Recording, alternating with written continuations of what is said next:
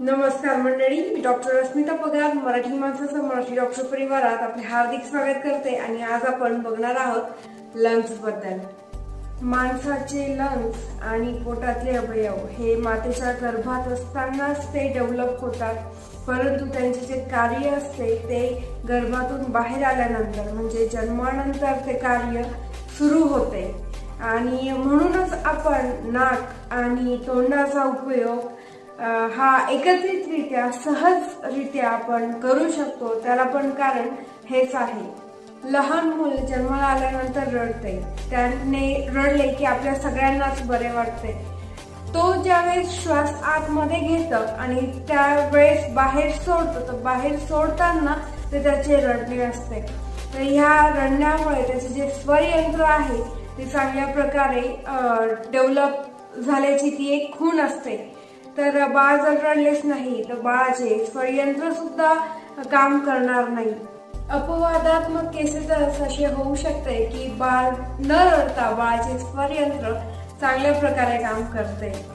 पहिल्या श्वासाबरोबरच ही फुफ्फुसे हवेने टम्म भरतात। पारदर्शक पातळ असा फुगा याचा असा लेयर तो बाहेरून दिसतो। आणि तुम्ही जर मायक्रोस्कोप खाली जर बघितले तर द्राक्षाने लगडलेला घड कसा असतो तर तसं त्याचं चित्र आपल्याला दिसून येतं।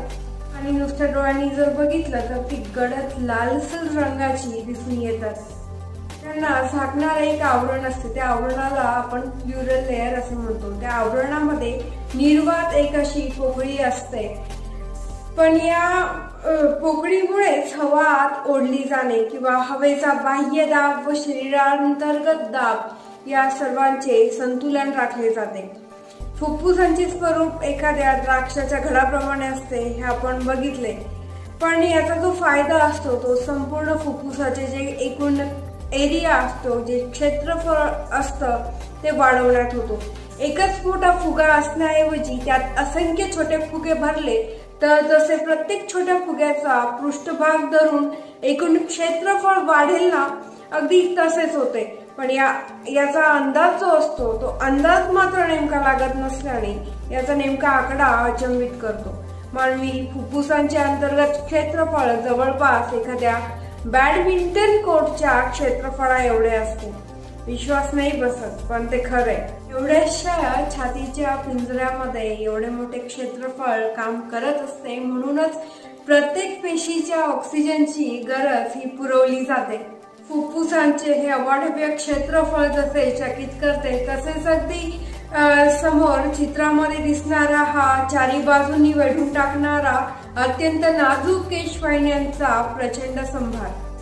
त्यांचे जे जाळे ते पण फार मोठे असते। हृदयाकडून येणारे अशुद्ध रक्त या केशवाहिन्यांच्या जाळ्यातून सतत फिरत असते। फुफ्फुसातील प्राणवायू या रक्तातील पेशी शोषून घेतात व पेशींकडून आणलेला कार्बन डायऑक्साईड बाहेर म्हणजे फुफ्फुसातील पोकळ्यांमध्ये सोडला जातो। या क्रियेत रक्त शुद्ध म्हणजे प्राणवायूचे प्रमाण वाढवलेले व परत हृदयाकडे जाते। तिथून त्याची रवानगी साऱ्या शरीरभर होते। या रक्ताच्या केशवाहिन्यांचे जाळे किती मोठे असावे। नुसत्या फुफ्फुसातील लंग्स मधीलच रक्तवाहिन्यांचा आपण विचार करू।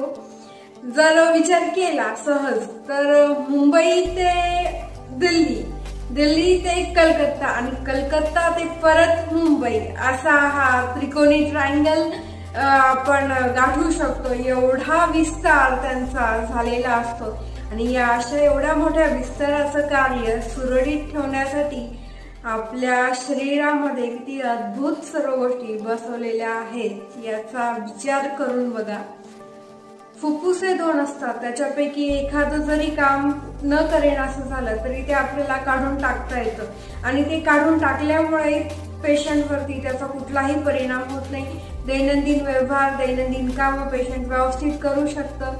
फक्त धावणे, पळणे आणि चढावर म्हणजे डोंगरावर वगैरे चढणे असल्या गोष्टी, कारण कॅपॅसिटी आधीसारखी राहत नाही, परंतु जीवन जगता येते आणि व्यवस्थित बाकीची दैनंदिन व्यवहारातली सगळी कामं व्यवस्थित पार पाडता येतात। या उलट ज्या ब्रॉन्कियल ट्यूब्स असतात, हवेचा पुरवठा करणाऱ्या ज्या नळ्या असतात, पुढे चित्रामध्ये दिलेला आहे।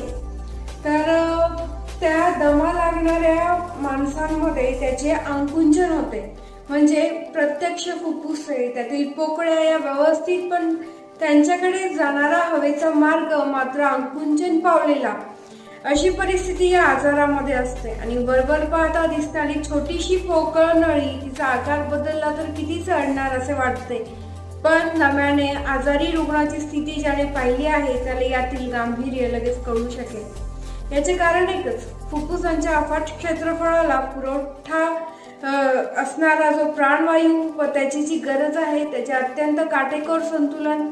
निसर्ग नियम बदलतात, निसर्ग नियमांचा गरज व पुरवठा यात तफावत झालेली अजिबात चालत नाही आणि त्यामुळेच दमा व धाप लागल्याचे लगेच दिसू लागते।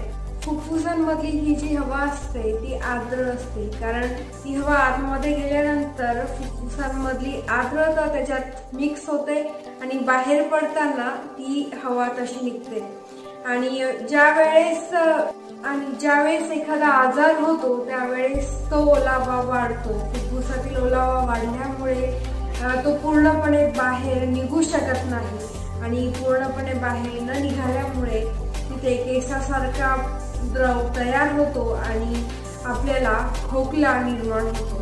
तर या खोकल्याबद्दल, बेडक्याबद्दल, निमोनियाबद्दल आपण पुढच्या व्हिडिओमध्ये जाणून घेणार आहोत। तोपर्यंत बघत राहा मराठी माणसाचा मराठी डॉक्टर। भेटू पुढच्या व्हिडिओमध्ये। धन्यवाद।